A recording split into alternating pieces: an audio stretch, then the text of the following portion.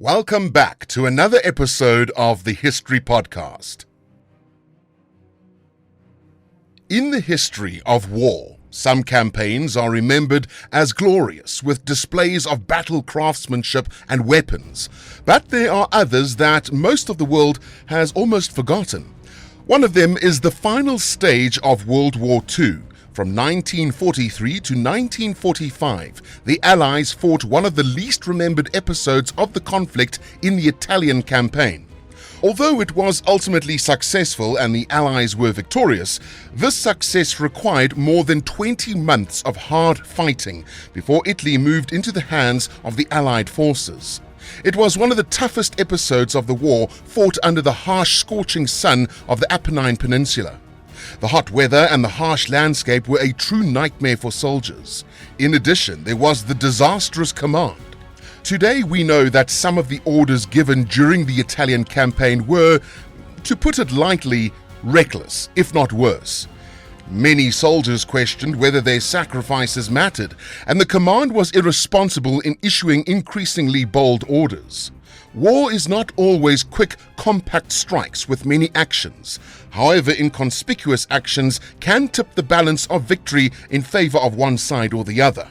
This was also the case in Italy. The Italian campaign effectively tied up the German forces, which thus could not be delegated to other fronts of the war. It is the Italian campaign that is the starting point for the landing of Normandy and the final victory over Hitler in Europe. Together, we will see why the Italian campaign was unique. In January 1943, British Prime Minister Winston Churchill and US President Franklin D. Roosevelt met to discuss the progress of the ongoing World War II.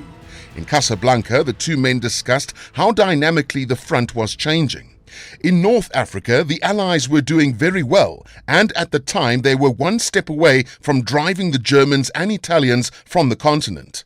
The British First Army was stationed in Tunisia, ready to launch an offense on Tunis and Bizerta. At the same time, the Eighth Army, under the command of General Montgomery, pursued the fleeing army Rommel, which was defeated. On the Eastern Front, the fortunes of the war were also beginning to change at the end of January 1943, when the Soviet Union fought a difficult but victorious battle to hold Stalingrad. Far away in the Pacific, the Japanese were preparing to withdraw from Guadalcanal. After months of fighting in the tropical jungles, Japan's period of rapid combat expansion came to an end, which was a significant change to the situation just 12 months earlier. There was no doubt, therefore, that on three separate fronts of the war, the balance of victory had tilted to the Allied side. This confronted the Allied forces command with the question of where to strike next in order to weaken the Third Reich and its allies as much as possible. It was decided to launch an additional attack on Hitler's ally, the fascist dictator Benito Mussolini, in addition to the main strike on Europe in June 1944. The Italian island of Sicily was chosen as the target of the attack. If the Allies succeeded in jumping across the Mediterranean Sea from Tunisia to Sicily, they would thereby open the gateway to the rest of Italy wide open. Command of the attack on Italy was entrusted to two heroes of the African campaign, Dwight Eisenhower and Harold Alexander, who decided they needed two armies, the American 7th Army of George Patton and the already legendary British 8th Army of General Bernard Law Montgomery. Soldiers of Montgomery gloriously titled themselves Desert Rats because they were able to survive where no other man could manage. The entire operation to storm Sicily was given the code name Husky. It was dated on the night of July 9th and 10th, 1943. Eisenhower and Alexander knew that their troops were well equipped and above all experienced. Together, the two armies numbered more than 1,800,000 troops. However, they also realized that the defense of Sicily would be fierce. More than 300,000 Italian troops were stationed on the island. In addition, they were supported by 40,000 Germans, including members of the elite Hermann Göring Armored Division. The Allies were aware of the disparity and the scale of the threat, but at the same time they hoped that the Italian forces would not show off. which they had failed to do during the fighting in Africa. In Western eyes, Mussolini's troops were known mainly for their mass surrender, not for their fighting ability. In any case, no one was sure what the Sicilian front would bring. What was certain was that one of the biggest diversions of World War II had succeeded. In May 1943, the body of an Allied soldier was found on the shores of Spain. After a search, it turned out that he was carrying secret plans for an alleged attack on Sardinia, another of Italy's islands. Spain was neutral in theory, but the sympathies of the Spanish dictator General Franco meant that the information about the planned and in fact fictitious attack on Sardinia quickly reached Hitler. The circumstances under which this order was learnt meant that no one questioned its validity. Thus, when the Allies attacked Sicily, the Axis countries initially thought that it was just an attack of deception, while the real offensive would begin in Sardinia in a moment, according to the fictitious order. Very soon it turned out how wrong they were. The body, as you can probably guess, was planted by the Allies. For the Allies, the attack on Sicily was the first approach to tie up enemy forces on their own territory. Simply put, it was the first time the Allies were in the lead. Until then, it was the Germans who dictated where the game was played. This made both Patton and Montgomery confident of the coming success. But Operation Husky did not go as smoothly as the Allies had hoped, and the first skirmishes made it clear how the entire campaign would play out. The Sicilian campaign was, as I mentioned, a simultaneous operation on land, sea and air, concentrating on the southern coast of that island. On the evening of July 9, 1943, Allied planes took to the air, carrying 4,000 paratroopers. The effects of this flight were disastrous. For the American 82nd Parachute Division, it was a christening of fire. Strong winds made the air drops unsuccessful. Only half of the soldiers made it to their planned destinations.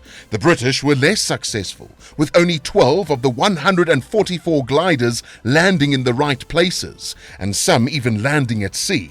Many paratroopers died even before they reached the drop site. Some of the ships and vessels involved in the invasion opened fire toward their own aircraft, shooting down some of them. Not the kind of start to an operation the command had wished for. As expected, the strong resistance came from German troops. Many Allied paratroopers were fired upon by them while still in the air. In the end, however, the massive attack was successful, while the British and Americans in the 130-kilometer stretch of the Sicilian coast took control of the area and held it successfully for the next 6 days, until the remaining forces slowly flowed in. Meanwhile, civil unrest began in Rome.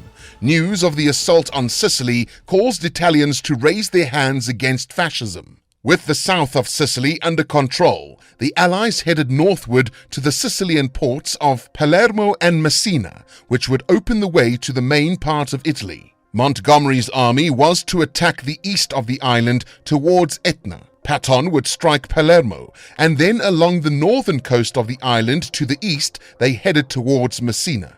It was not an easy crossing. On July 13th, a detachment of British commandos tried to take control of the Ponte di Bellati bridge. The fierce fighting there made it clear that the Germans would battle to the last drop of blood for control of Sicily. Resistance was encountered by Montgomery's troops east of the village of Cantaneo, so much so that it was decided to march past Etna to avoid further clashes. The heat prevailed, with Sicilian dust rising everywhere. Soldiers had to carry their equipment on their backs all the time, while Sicily lacked paved roads. The Germans, meanwhile, put up fierce resistance and then retreated in a controlled manner, while destroying bridges, roads, and infrastructure behind them. This is also how they later conducted battles in the main part of the Apennine Peninsula. This made the progress of Montgomery's army negligible in July and August 1943. It was, however, much easier for Patton's army, which met lighter resistance and less restrictive terrain. What's more, very often the Italian army surrendered without firing a single shot, and there were situations when Italian soldiers helped the Allies to land. It became clear that the Italians realized what a big mistake the alliance with Hitler had been. They wanted to withdraw from it immediately. Although the Allied armies were greeted with great joy in the captured cities, it took Pétain an additional 6 weeks to finally reach Messina. It was on August 17, 1943, he arrived there 2 hours before the arrival of Montgomery's British army. Sicily was thus captured. As I mentioned, despite weak military defenses, the conquest of Sicily proved to be a very costly undertaking. More than 30,000 Allied troops were killed or wounded. However, there was a lack of resistance to the encroachment of northern Sicily and Messina. On July 29th, the German commander Kesselring ordered the retreat of the German troops to Sicily. More than 100,000 troops of the Axis countries crossed into the Apennine Peninsula, who were mostly Germans. The Wehrmacht continued to want to defend itself. The same could not be said of its Italian brethren. The events in Sicily proved that the Italian soldiers and the German soldiers were divided by a fundamental difference in ideology and the reasons of which they stood up to fight. At the time, Italian politicians already realized where their country was headed. The loss of Sicily was one defeat too far for Mussolini. On July 25th, in a revolt on the palace, Mussolini was overthrown by his own soldiers and imprisoned. Thus ended the period of his rule. He was succeeded by Marshal Pietro Badoglio, who immediately began peace talks with the Allies. These events greatly improved the morale of the Allied troops. With the beginning of September, English and American troops began to prepare for the landing on Italy. On September 17, 1943, George Pétain was hailed as the liberator of Messina. 3 weeks later, the fighting in Italy was to begin, but Pétain did not participate. This was because during the end of the Sicilian campaign, he let his nerves get the best of him and got into a fight with 2 of his soldiers, whom he was convinced were avoiding frontline combat. This incident was reported to the High Command, which withdrew Pétain from combat. He did not return to combat until 1944 during the Normandy landing. For the time being, however, he did say goodbye to the Mediterranean. Command of the American Fifth Army was assumed by General Mark Clark. The Allies gave themselves a moment to regroup, but by the end of August 1943, it was clear who was in charge and what the future planned course of action was. The attack on Italy was a British idea. Eisenhower and Washington were not completely convinced of the scenario of attacking southern Europe, but the orders were repeatedly given to Montgomery. The priority was the landing in Normandy. However, it was realized that the invasion of the Mediterranean would allow them to tie up even more enemy forces, which in effect would weaken the defense on other fronts. It was known that Hitler would not allow Italy to capitulate and would certainly direct significant forces to the defense. This, however, meant that fierce resistance was to be expected in Italy, with the Wehrmacht being sent to help. The greatest enemy of the Allies, however, was not to be the Wehrmacht, but the landscape of the Apennine Peninsula. This land posed a formidable challenge to any army. In the middle of the peninsula, the Apennine mountain range dominated the landscape, stretching from the south to the north along the entire peninsula. Passage is only possible by the side, west or east. However, there are many mountains and valleys there as well. In addition, these valleys run many streams, which take a long time to cross, and next to which it is easy to ambush enemy forces. Overall, Italy is an ideal country to dig in and defend. Particularly difficult to cross are the regions of the village of Cassino. These regions, however, are the shortest route to the Liri Valley and further to Rome. This region, therefore, had to be conquered and was known as Monte Cassino, which is a name that was to become synonymous with the fiercest resistance possible. Cassino is a steeped 500-meter rocky mountain, discovered as early as 529 AD. Saint Benedict decided to build a monastery on top of Monte Cassino, which has repeatedly been stormed throughout history but never been conquered. Not surprisingly, therefore, it was on the basis of Monte Cassino that the Germans decided to build a defensive line running along the peninsula. Monte Cassino was located at its center. Before the fighting in Sicily was even over, Monte Cassino was even discovered with landmines, booby traps, gun placements, and entanglements. By the end of 1943, the work was completed and was referred to as the Gustav Line. It ran from one shore of Italy to the other. In addition, it was based on the two large rivers Carigliano and Rapido, which in the autumn and winter months turned their basins into muddy swamps. To make matters worse, the Germans assumed that in the event of the Allied capture of the Gustav Line, they would prepare a second line behind Rome. Here again, the territorial formation was to become an ally of the Wehrmacht. It is worth noting at this point a detail about the diversity of the forces of the conflict. The defenders of Italy at this point were mainly Germans. The offensive, on the other hand, was carried out by troops from almost all over the world. Both the British 8th Army and the American 5th Army consisted of a whole range of different nations. For example, the British Army consisted of Canadians, Australians, and South Africans, in addition to the British.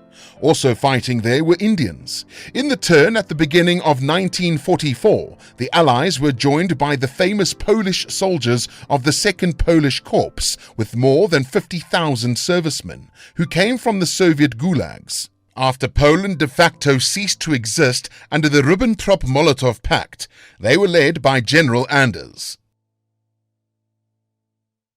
How did it happen that 50,000 soldiers of a country that no longer exists stood up to fight in Italy? Let me tell you a little about it.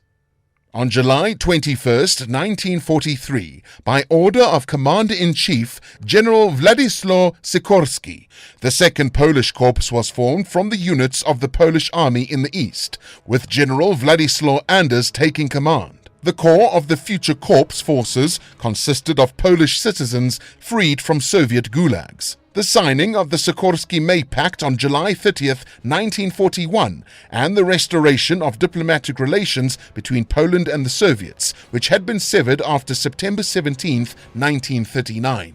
Their organization was handled by General Anders, who had been released from a Moscow prison. Despite difficulties with provisions and equipment, as well as the Soviet side's obstruction of Poles from reaching recruitment points, both soldiers and civilians came in droves to join Anders's army. Roughly 115,000 people applied, including some 8,000 soldiers. However, as the number of soldiers increased and the number of Polish civilians arriving at the army's formation sites increased, organizational problems became more serious. Meanwhile, the Soviets not only failed to increase food rations for the Polish army, but actually reduced them. Polish soldiers lived in tents in 40-degree frosts and walked in rags which replaced their shoes. There was a growing hunger. This finalized the decision to evacuate the army to the east. Anders organized from Polish soldiers a 2nd Polish Corps in Iran. From there, the Poles moved from Iraq and Palestine, where they received training. In early 1944, the Poles were redeployed to Italy. On April 8, 1942, Polish soldiers were marching with civilian refugees in Pelvich, Iran, to Palestine, where they met a Persian boy carrying a baby brown bear. The bear's mother was most likely shot by hunters. The bear delighted 18-year-old Irenka Borkiewicz so much that she persuaded Lieutenant Anatol Tarnowicki to buy him. The bear spent the next 3 months being cared for in a refugee camp near Tehran. In August 1942, the bear was donated to the 22 Artillery Supply Company. The bear did not yet know how to eat, so the soldiers fed him condensed milk mixed with water from a vodka bottle and a pacifier twisted from rags. Apparently, as a result of this, Wojciech, as the bear was forever known, developed a liking for drinking from bottles. The Bear was officially drafted into the records of the 22nd Artillery Supply Company, with which he walked the entire combat route from Iran through Iraq, Syria, Palestine, and Egypt to Italy. After demobilization, he traveled with the unit to Great Britain. Wojciech was cared for lovingly, and his favorite treats included fruit, sweet syrups, marmalade, honey, and beer, which he received as a reward for good behavior. He ate with the soldiers and slept in the tent with them. As he grew, he was given his own bedroom in a large wooden box. However, he didn't like being alone and often went to cuddle with the soldiers at night. He was a gentle animal that had complete trust in people. This often created amusing situations with foreign soldiers or civilians. Soldiers recalled that Wojciech loved driving military trucks in the cab or on a crate, causing quite a sensation on the road. He also enjoyed wrestling with soldiers, usually emerging victorious. The defeated soldier would lie on his shoulder blades, and the bear would lick him on his face. Among the stories about Wojciech, there is one about how, during the operations at Monte Cassino, the bear helped other soldiers carry heavy artillery crates without even dropping any. Since then, the symbol of the 22nd Company has become a bear with a bullet in its paws. Such a badge appeared on military vehicles, pennants, and soldiers' uniforms. We are now returning to Italy and are slowly approaching the assault on the peninsula. Having a charismatic leader was crucial to the success of this campaign. Given the daily life of a private soldier and the hardships they had to endure, it was essential that they had a role model they could admire and respect, someone who had experienced the same drudgery of sweat and blood. Harold Alexander, Mark Clark, and Albert Kesselring were such figures. In December 1943, British General Harold Alexander was appointed as the supreme commander of the Italian offensive. Alexander was an experienced soldier who had fought in the First World War. In 1939, shortly after the outbreak of the war, he coordinated the evacuation of British troops from Dunkirk. In 1942, he commanded British troops in the Middle East. It was Harold Alexander who led the victorious offensive at El Alamein and fought in Tunisia, where he established a very good relationship with his subordinate, General Montgomery. Together they fought in Tunisia and then in Sicily. At the beginning of the Italian offensive, Bernard Montgomery was the commander of the 8th British Army. However, in December 1943, he was sent back to prepare for the Normandy landings, also known as D-Day. At that time, command of the 8th Army was given to General Oliver Lesser. Subordinate to him was Montgomery, who had proven his combat value as commander of the 30th Corps of El Alamein. The beginning of 1944 was an opportunity for General Lesser to once again prove his worth and push forward the Italian campaign. However, at the beginning of 1944, essential forces were allocated not to the 8th British Army, but to Mark Clark's 5th US Army. Like his predecessor Patton, Clark was charismatic, but he also liked to take action from the public. He made decisions quickly and decisively. Clark first served under Eisenhower in Tunisia and then joined the US 5th Army. Clark's subordinates included New Zealand General Bennett Freyberg. He was a veteran of the First World War and received the highest honors for his service on that front. He also gained the adoration of subordinate soldiers on the African front. Freyberg answered to Clark, but also to the New Zealand government. On the opposing side of the conflict, following Mussolini's overthrow, the entire defensive of Italy rested on the shoulders of soldiers from the Wehrmacht, commanded by Field Marshal Albert Kesselring. He effectively hindered the Allies' easy crossing from the Apennine Peninsula and became a central figure in the defense of Italy. Kesselring was born in 1889 and originally trained as a rifleman, but quickly developed a passion for the military. He first joined the Luftwaffe, or Air Force, and fought in the September 1939 attack on Poland and the Battle of Britain. He won every battle and was eventually promoted to Commander-in-Chief of the Axis powers in the Mediterranean, where he once again demonstrated his command skills. To this day, the name Kesselring still rouses revolution in Italy. Why? In June 1944, Italian partisans planted a bomb in Rome, killing 35 SS men. Upon hearing this, Kesselring demanded that 10 Italians be killed for every SS man. As a result, 335 Italian prisoners of war were killed. This decision violated all laws of war, and it was for this decision that Kesselring was tried and sentenced to death after the war. Let's discuss the weapons employed by both sides in the conflict.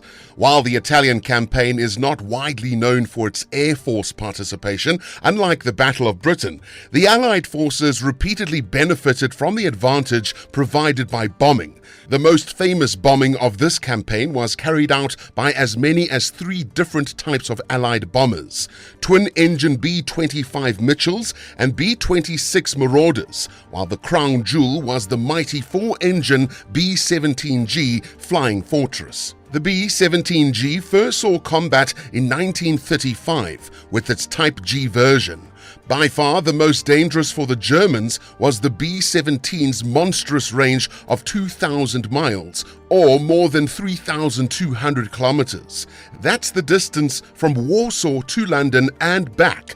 The Flying Fortress carried 8 tons of bombs, making it a powerful weapon. In Italy, the importance of effective numerical artillery fire was once again proven. It allowed for accurate destruction of enemy structures while saving one's own forces. The devastating effect of shells falling from the sky on the morale of enemy soldiers is also of no small importance. Such was the role of the American heavy artillery gun M1 with a caliber of 155 millimeters. A single shell from this gun weighed 40 kilograms, while the effective range was 8 kilometers. American soldiers so appreciated the effectiveness and accuracy of this gun that they gave it the nickname Long Tom. Let's not forget the M4 Sherman, an American tank that was also widely used by the British. Although the topography of the peninsula was not conducive to the widespread use of tanks, the Sherman, which became known as an effective war machine at the Battle of El Alamein, was also used here, albeit on a smaller scale. The M4 Sherman tank was surrounded by 7.5 centimeter thick armor, and its main gun fired shells of the same diameter. In favorable terrain, the Sherman could reach speeds of up to 50 kilometers per hour. These 3 features made the Sherman an ideal offensive weapon. During World War II, nearly 50,000 Shermans were built, making it the most widely produced tank in history. However, war is primarily about the private soldier, who must have confidence in the weapons he carries. This confidence was hard-earned by the No. 4 Enfield rifle. It was so precise that an advanced shooter could hit a target the size of a soda can from a distance of 200 meters. But range was not the only prize-worthy feature of the No. 4 Enfield. Its groundbreaking design allowed it to fire a bullet every 2 seconds, which was a remarkable rate considering that it had to be manually reloaded after each shot. On the Axis side, there was no shortage of armaments either. Since the Germans were primarily on the defensive, it was important to properly arm resistance points. The most famous weapon used at these fire points was the MG-42 heavy machine gun.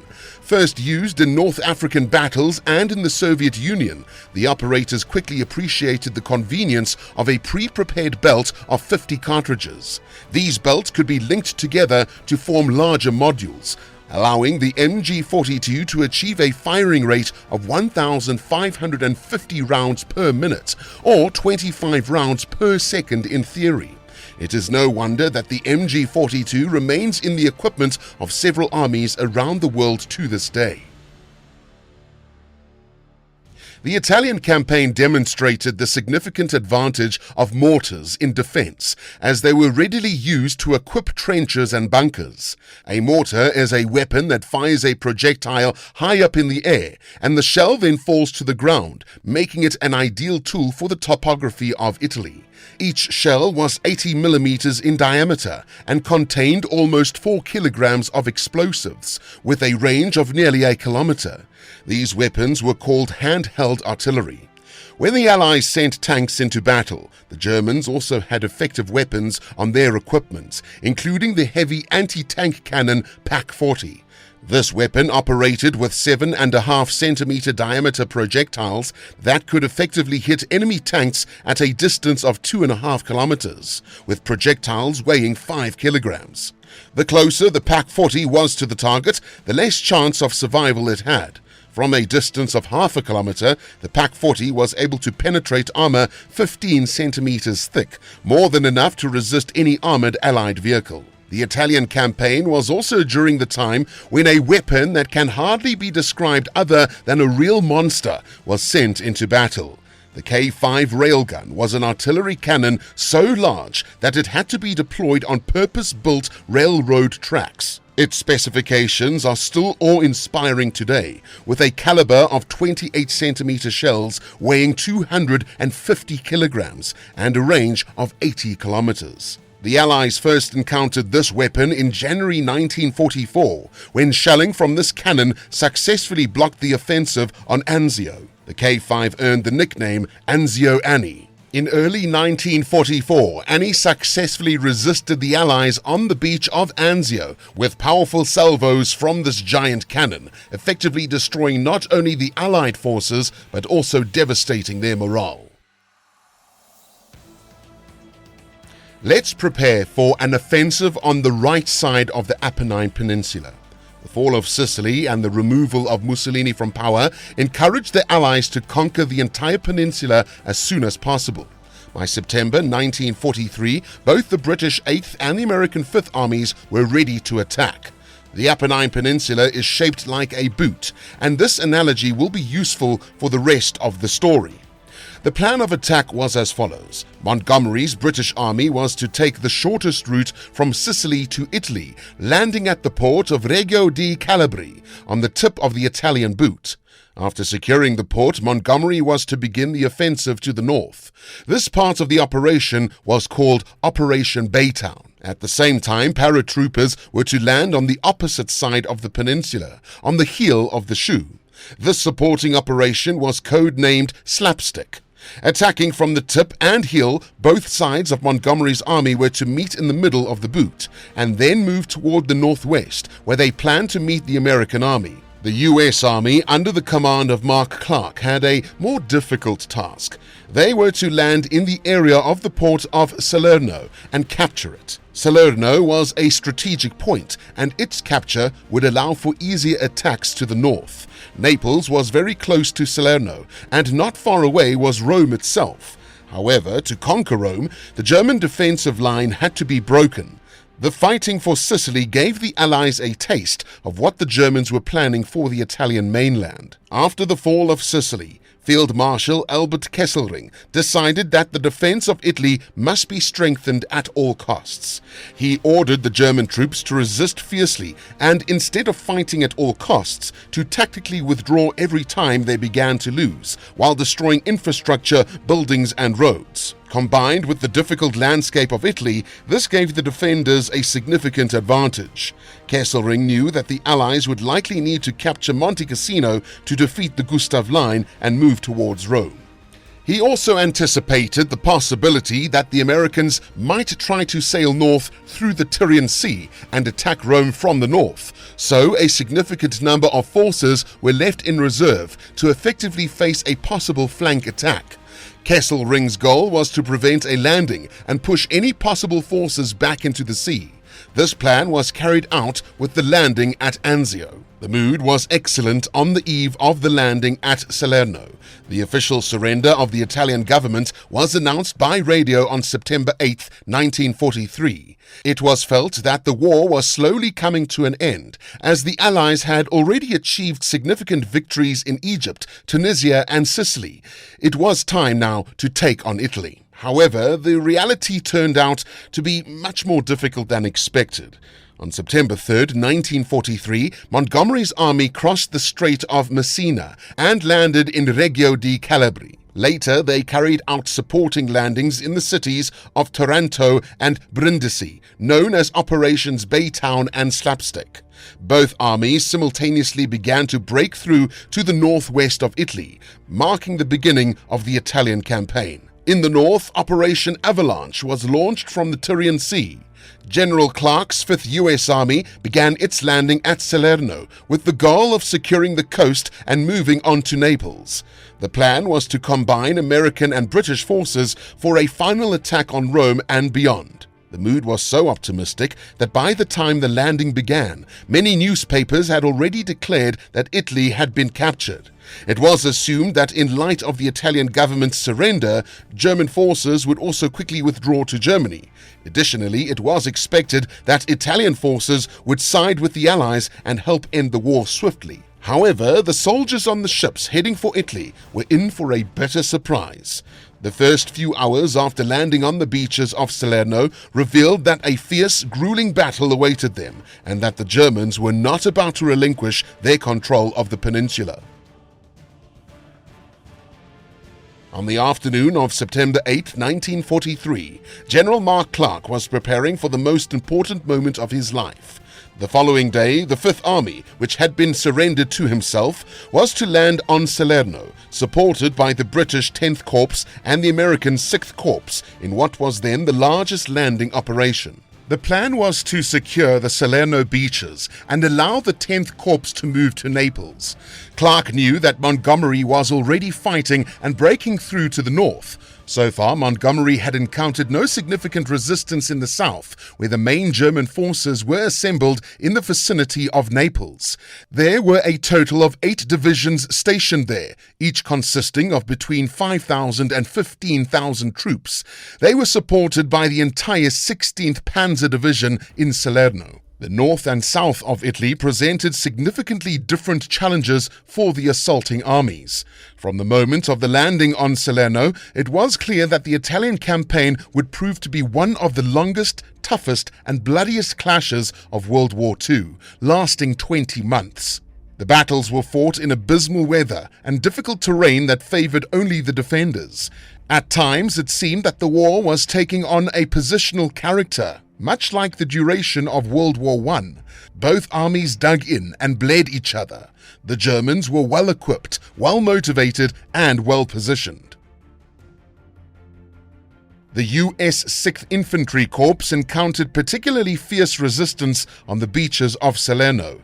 After a full day of heavy fighting on September 9, 1943, they managed to capture just 4 beachheads while facing fierce German opposition. Despite Kesselring's attempts to push back with all tanks, the Americans managed to land 4 divisions by September 11th. However, by this time, 5 Panzer divisions had arrived and provided insurmountable resistance to the invaders. The 10th British Corps was unable to break through north of Naples, and the 5th Army and the American 6th Corps were trapped in Salerno, unable to move to meet Montgomery. This dire situation was due to Mark Clark's misguided decision to land on the Salerno beaches over a distance of almost 50 kilometers, leaving the soldiers unable to cover each other against the fierce enemy resistance. On September 12th, Kesselring ordered a counterattack that nearly split Clark's 5th Army in half along the Sella River. For a moment, Clark considered withdrawing, but such a decision would have meant a complete image disaster for the Allies, especially just days after the surrender of Italy. It was not until a massive shelling from destroyers and numerous bombing raids that stopped the German counterattack and allowed the Americans to regroup on September 14th. Kesselring decided to shift their focus to the north, finally allowing the Allies to capture the beaches of Salerno. 6 days later, Clark's 5th Army merged with Montgomery's 8th Army at Point Sella on the Sella River. By October 5th, the Allies had achieved their first goal of the Italian campaign by capturing Naples, but at a great cost. In the 5th Army alone, 12,000 soldiers were killed. However, the campaign was far from over.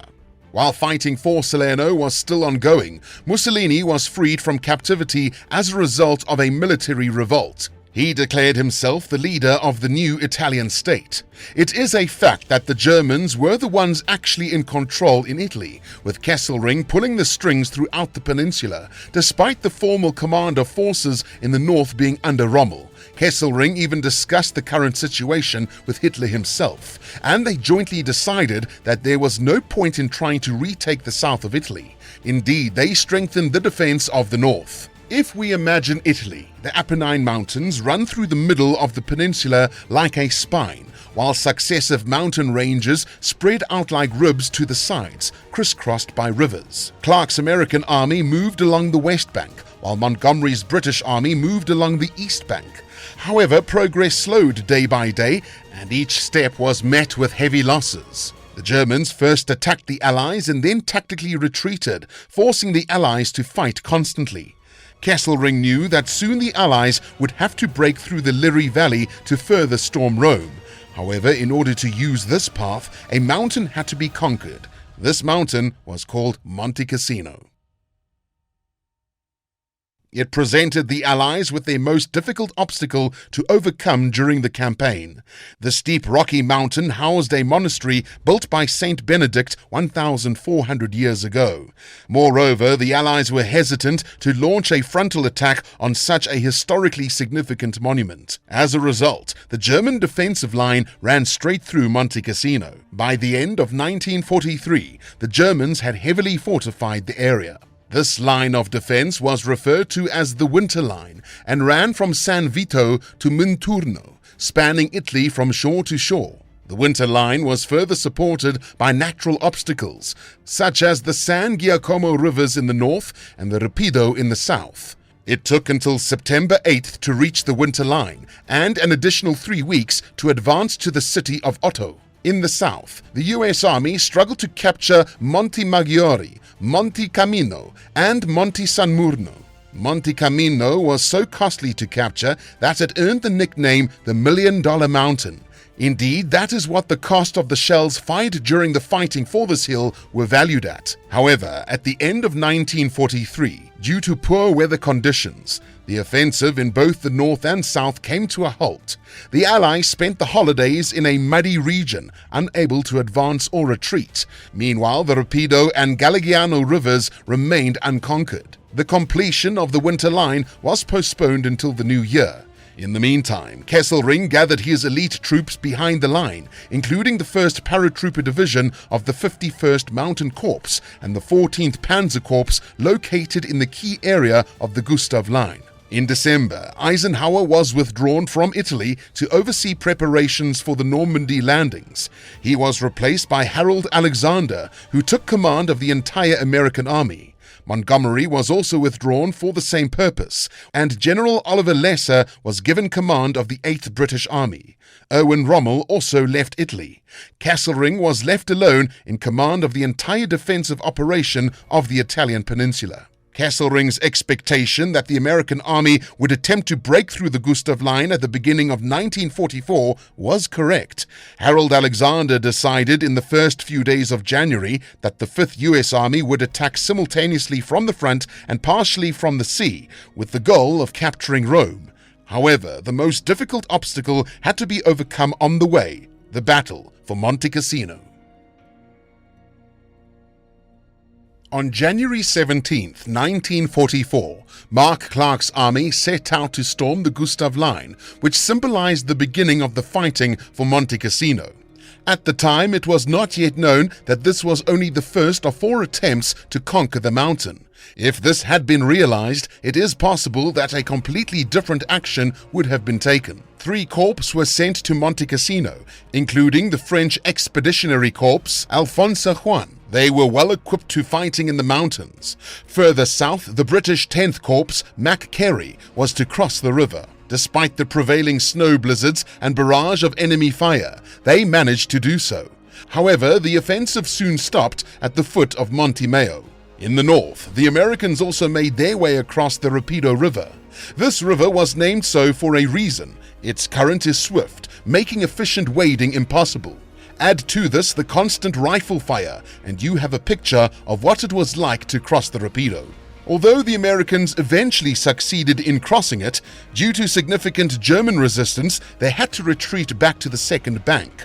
Mark Clark's 34th U.S. Division, fighting lower to the south, also could not successfully reach the Monte Cassino area. The Algerian and Moroccan corps under Montgomery also stalled the offensive. January and early February 1944 saw the fiasco of the Allied offense.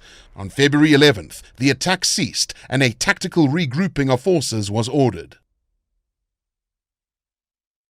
On January 22, 1944, the small coastal Italian town of Anzio witnessed one of the most successful naval landings of World War II.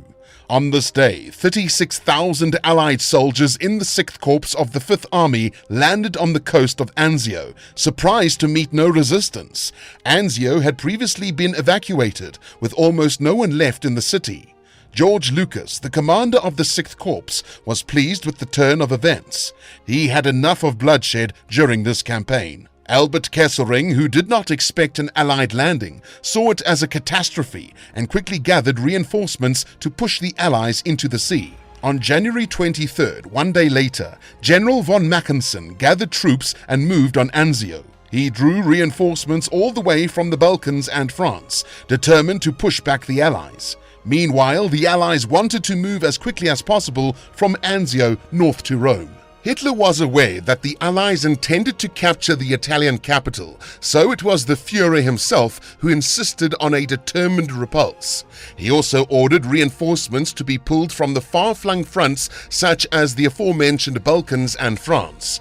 At the same time, General George Lucas made the fatal mistake of waiting for the remaining supplies and soldiers to reach Anzio by sea, instead of setting out immediately after capturing it. He felt he could afford to take this risk, as he did not expect how large a force was heading for relief. However, by January 30th, 1944, as many as 8 German panzer divisions had surrounded Anzio, making the march on Rome impossible. Upon hearing the news that large forces had gathered to push back the Allies, Churchill cursed and called General George Lucas the worst. He had hoped Lucas would have turned out to be a ferocious tiger, but instead he was a sluggish whale. Meanwhile, on February 6, 1944, the Germans began pushing on Anzio. The Allies had nowhere to retreat to, as they had the sea behind them. During the attack on Anzio, the Germans constantly used the K5 railgun. Freiberg believed that artillery fire was being conducted from the top of Monte Cassino, and he insisted on destroying the monastery. General Alexander, after much persuasion, agreed with Freiberg, and the fate of the Monte Cassino Abbey was sealed. On February 15, 1944, a total of 229 American bombers flew in 3 waves over the Monte Cassino monastery, dropping a total of 453 tons of bombs in a matter of hours. In the end, 14 centuries of history were ground into rubble. What's worse, however, is that German forces were outside the monastery at the time of the raids. It was only after the bombing that they returned to their position on the hill in the ruins of the monastery. They found a good hiding place and were able to continue resisting the Allies successfully. The day after the air raids, the 2nd New Zealand Corps began the offensive, but quickly had to retreat under enemy fire. The Germans were superbly dug in and mercilessly used mortars, which wreaked havoc on the enemy forces. At the same time, they succeeded in forcing the Rapido River, although again without further success. To make matters worse, the Allied Shermans were unable to cross the river to support the forces that used Rapido, leaving them without any armored support. As British troops also failed to capture Monte Calvario, the offensive was called off after just 3 days. The bombing raids on Monte Cassino proved to be completely pointless. However, the general continued to believe in decisive firepower as the factor that would allow the bold capture of Italy. Just 1 month later, on March 15, 1944, more than 775 bombers dropped over 1,255 tons of bombs on the city of Cassino and the monastery, 3 times as many bombs as before. Immediately after the bombardment, artillery fire began, with 750 guns firing more than 195,000 shells at a target no more than 1.5 kilometers wide in just 2 hours. After the attack, nothing was left of the town of Cassino or the monastery. Despite believing that no one could have survived the bombardment, 100 German paratroopers managed to hide in shelters and survive the carnage. They called in reinforcements, and the battle began to resemble the one from a month prior. Freiburg wanted to use tanks in the fight, but the machines could not move in the ruins of Cassino. For the infantry, the situation was even worse. The entire city and foothills were strewn with mines, and the ruins provided excellent protection for the defending Germans. Eventually, a detachment of New Zealanders captured the Cassino train station, and the Allies captured several minor hills. However, the Monte Cassino monastery remained undefeated throughout the entire battle. At this point, the entire Italian campaign had become a real nightmare for the Allies. In the north, Montgomery's 8th British Army was locked in a stalemate, while in the west, Lucas's 6th Army was massacred at Anzio. In contrast, Kesselring was stationed on the Gustav Line, which was still not threatened. From January to the end of March, Mark Clark's 5th Army, which was storming Monte Cassino, lost 52,000 soldiers. A new strategy was indeed needed. In April 1944, both sides ceased fighting and waited for spring. This time was used to regroup and bring in reinforcements. Since the invasion on France was postponed until August, General Alexander was given the support of troops who were originally supposed to go to France. Alexander's 8th Army was also supported by the Polish 2nd Corps, which added 50,000 soldiers from Anders's army. Alexander realized that isolated striking actions of single brigades and divisions would amount to nothing. So he began planning a much wider offensive on a front of more than 30 kilometers. This offensive would finally break the Gustav Line and open the way to Rome. The main attacking force of the 4th offensive was to be the 2nd Polish Corps under the command of Władysław Anders. The operation was codenamed Honka. General Lesser suggested to Anders that the Poles should be the ones that capture Monte Cassino. After brief consideration, General Anders accepted the proposal without consulting the Polish military authorities. He believed that a victorious assault on the monastery would be a success for the Polish cause and would drive out Soviet propaganda, proclaiming that the Poles were avoiding fighting the Germans. On April 8th, during a briefing at Cantalupo, he informed the commanders of the large corps units of the task before them. On April 7th, General Anders and his staff made a reconnaissance flight over the Monte Cassino mountain range, studied maps and aerial photographs, and began planning for the battle. On May 11th, the soldiers of the 2nd Corps were given the commander's order. During the reading, General Anders spoke to the soldiers saying, "Soldiers, dear brothers and children, the moment of battle has arrived.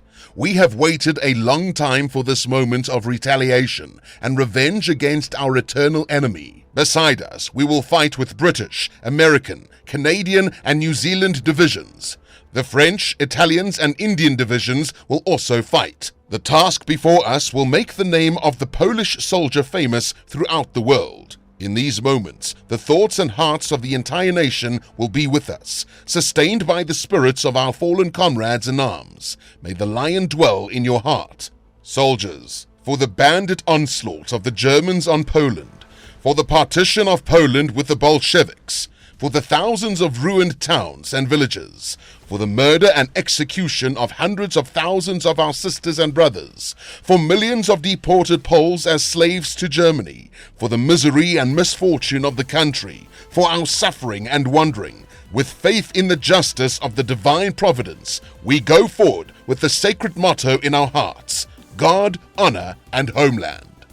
The attack began on May 12th at 1 a.m. after an Allied artillery barrage, which included Polish forces, lasting from 11 p.m. the previous day. The soldiers advanced on foot through a mined, almost unprotected area, full of entanglements and barbed wire obstacles under German fire from bunker artillery positions and mortars. Additionally, they were positioned in completely unknown terrain due to General Lesser's unfortunate order forbidding the 2nd Corps from sending reconnaissance patrols into no man's land. This was intended to hide the presence of Polish troops from the Germans, but it resulted in high casualties among soldiers going into the attack blindly. For the assault on Hills 593 and 569, the 2nd Carpathian Rifle Battalion moved to the right wing with the task of capturing Massa Albaneta, while the 1st Carpathian Rifle Battalion was reinforced with tanks, self-propelled guns and sappers. Both battalions were equipped with grenade launchers to smash bunkers. Despite heavy barrage fire from German artillery and machine gun fire from perfectly camouflaged bunkers, the 2nd Battalion captured Hill 593 and advanced to 569, but was stopped and suffered heavy losses. The 1st Battalion later joined in, losing 2 tanks and almost all of its sappers in the process. The enemy attempted to counterattack from the Santa Lucia area with battalions from the 1st Armored and Parachute Divisions, but all German strikes were repulsed.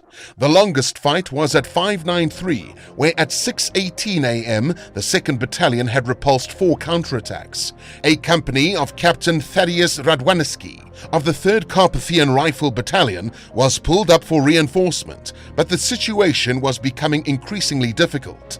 By 8:30 a.m., the commanders of the 2 leading companies and the commander of the defensive thrust, Major Ludwig Ravicek-Rodczek, had fallen, and the battalion commander, Lieutenant Colonel Brusco, was seriously injured. Another German counterattack came out, which was also repulsed, but the soldiers were already running out of ammunition.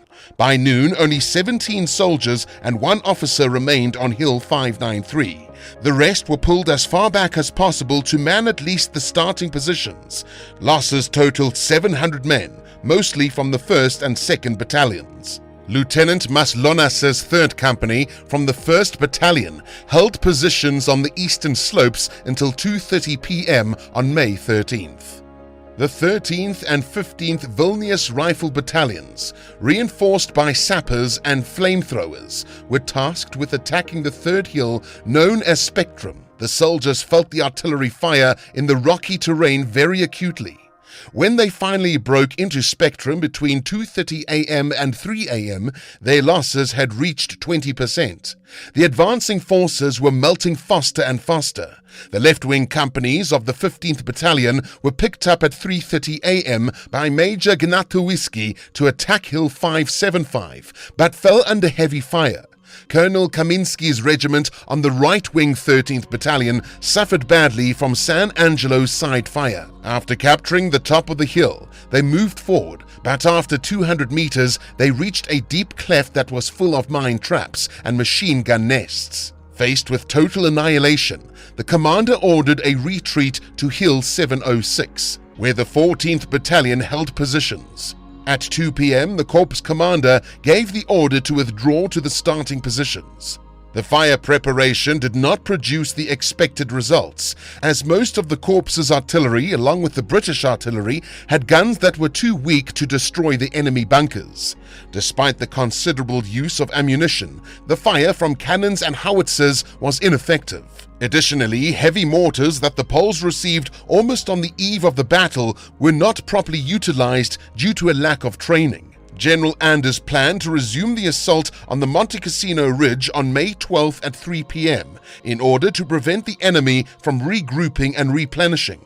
However, due to the slow progress of the 13th Corps, the 8th Army commander postponed the start of the second assault. General Lesser decided to have Polish troops conduct day and night patrol actions until the next assault. This kept the Germans in constant suspense and prevented them from redeploying part of their forces from the Monte Cassino area against the British 13 Corps in the Muri River Valley. The collapsed Polish attack, although it did not achieve the expected field success due to the lack of adequate artillery support, confused the German command as to the direction of the main strike of the 8th British Army. It was paid with heavy losses but brought benefits, as it revealed most of the enemy's fire points and located their mortar batteries. Captured Germans confirmed that they suffered heavy losses, including the complete destruction of the 1st Battalion of the 1st Regiment of Parachute Riflemen. In other enemy companies, only a dozen men remained after the battle, despite recently receiving replenishments in full states.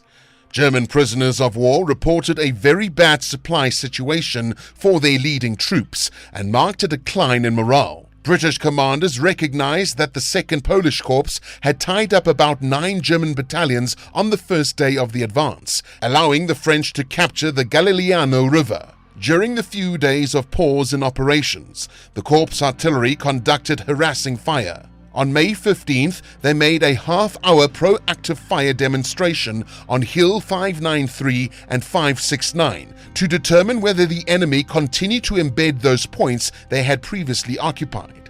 General Lesser decided on May 16th at 7 a.m. to repeat the attack the next day. For the next 4 days, enemy positions were bombarded by the Air Force.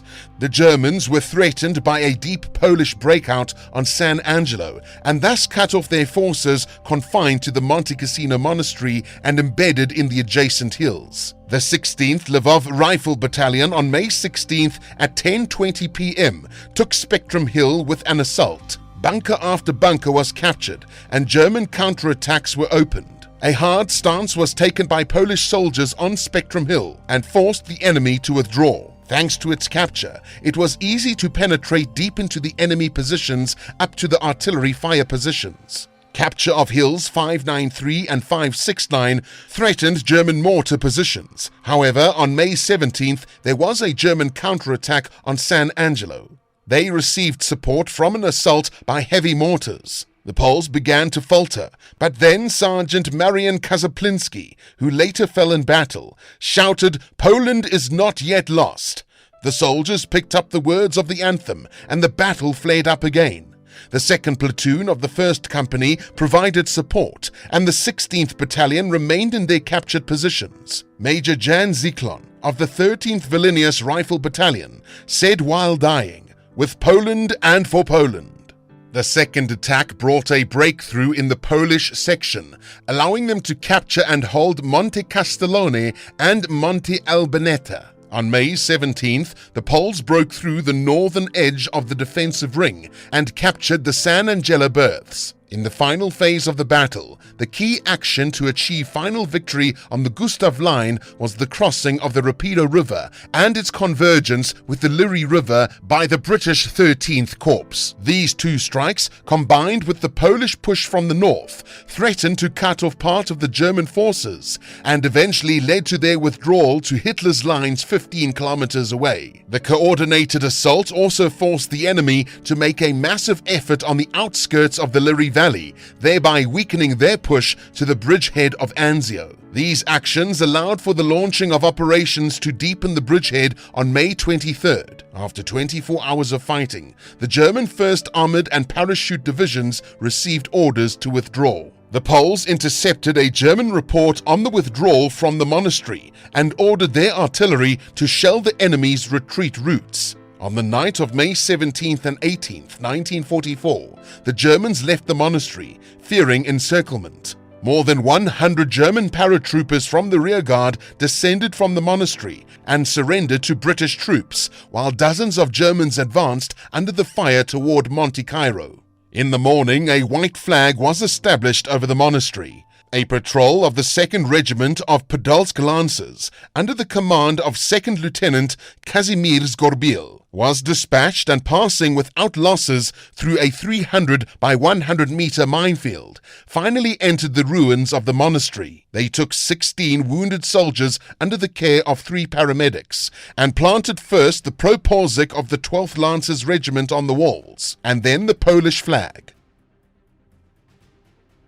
Only a few hours after General Anders's express orders, the British flag was flown alongside the Polish flag. On May 18, 1944 at noon, on the ruins of the Monte Cassino Monastery, Polish Soldier Platoon Sergeant Emilczek played the Marian Bugle, announcing the victory of the Polish soldiers. The success of the Poles allowed units of the British 13th Corps to enter the Liry Valley without fear of German attack from Monte Cassino.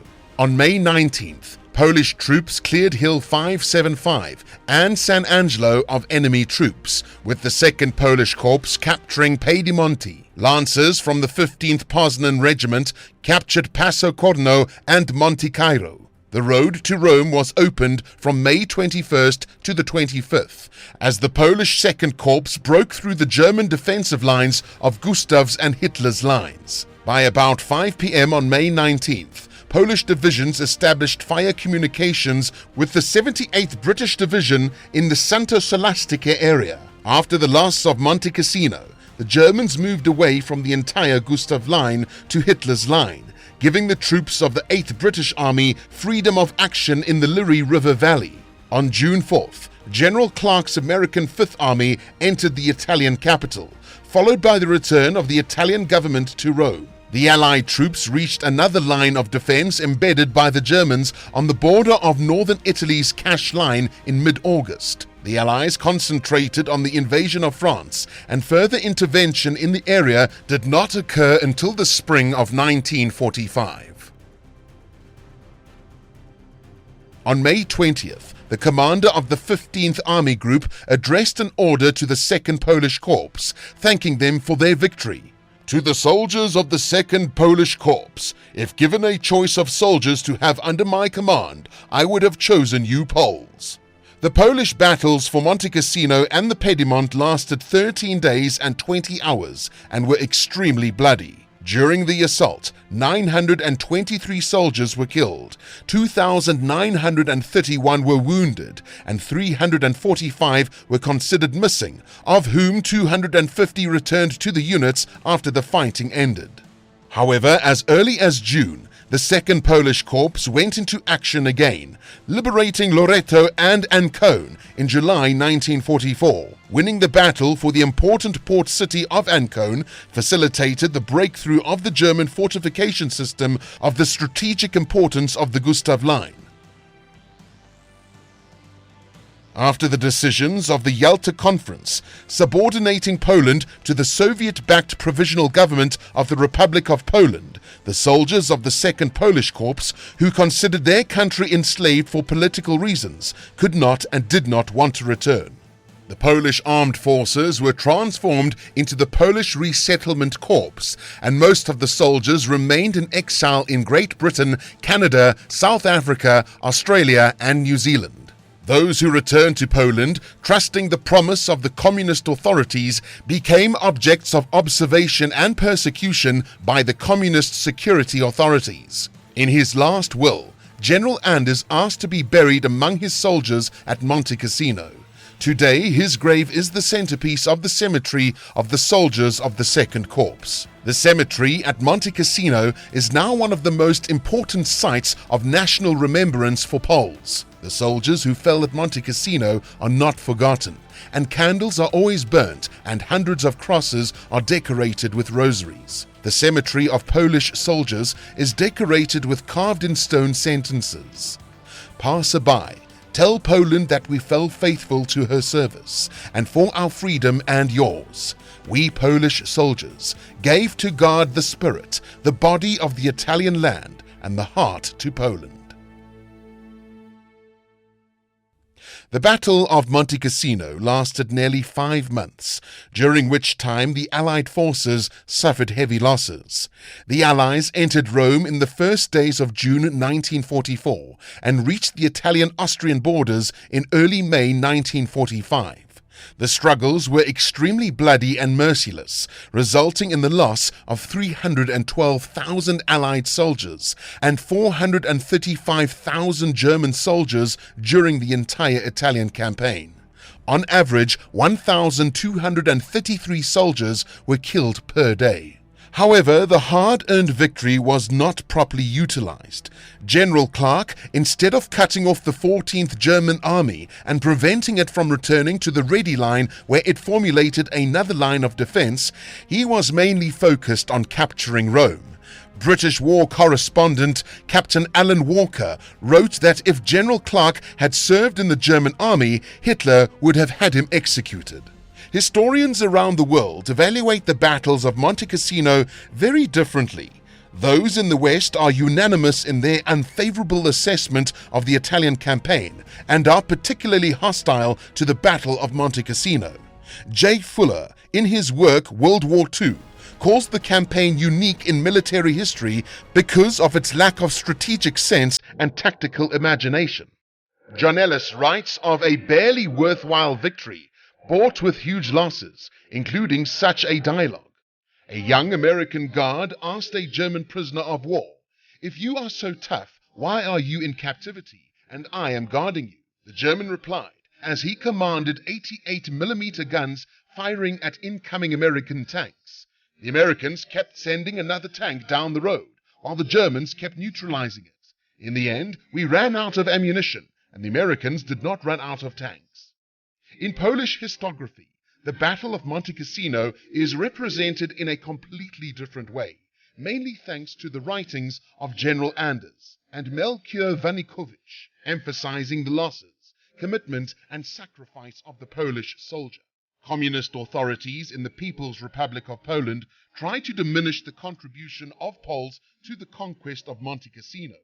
Their propaganda accused General Anders of trying to provoke World War III and wanting to return to Poland on a white horse, while resulting in the unlawful withdrawal of Anders's Polish citizenship.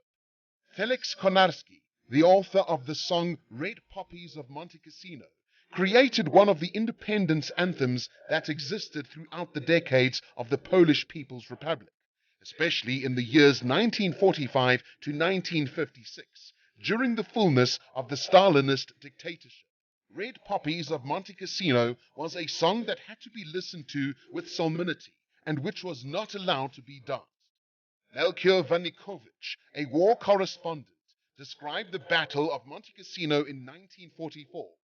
He compiled a series of reports and wrote a 3-volume book, Battle for Monte Cassino, based on the accounts of soldiers of almost all the branches and ranks. It was published in 1945 to 1947 in Rome and Milan. These books have been published many times, but have also been criticized for allegedly over-glorifying the soldiers' deeds and passing over the truth. In response to these accusations, well-known British historian Norman Davies wrote in the foreword in the 4th edition of the 2009 Battle of Monte Cassino that historians too often strip human history of its feelings, emotions, and moral dimensions in the name of seeking so-called objective truths. Monte Cassino, stripped of the valor of despair, patriotism, pain, and elation, would not be Monte Cassino. After Wanikowicz returned to the country in 1956, a censored version of his reportage of Monte Cassino was published in 1957, and Sketches from Under Monte Cassino was published in 1969, both of which avoided mentioning the name of General Anders. For this reason, the author was criticized by immigrant circles. Pope John Paul II spoke many times about the Battle of Monte Cassino. In 1984, on the 40th anniversary of the fighting, he stressed that the Polish soldiers fought and died believing that through their sacrifices they were laying the foundations for the construction of a better and more humane world. I hope you enjoyed listening to today's episode. If you did, please subscribe to the channel and give it a like. I'll catch you next time on the next History Podcast.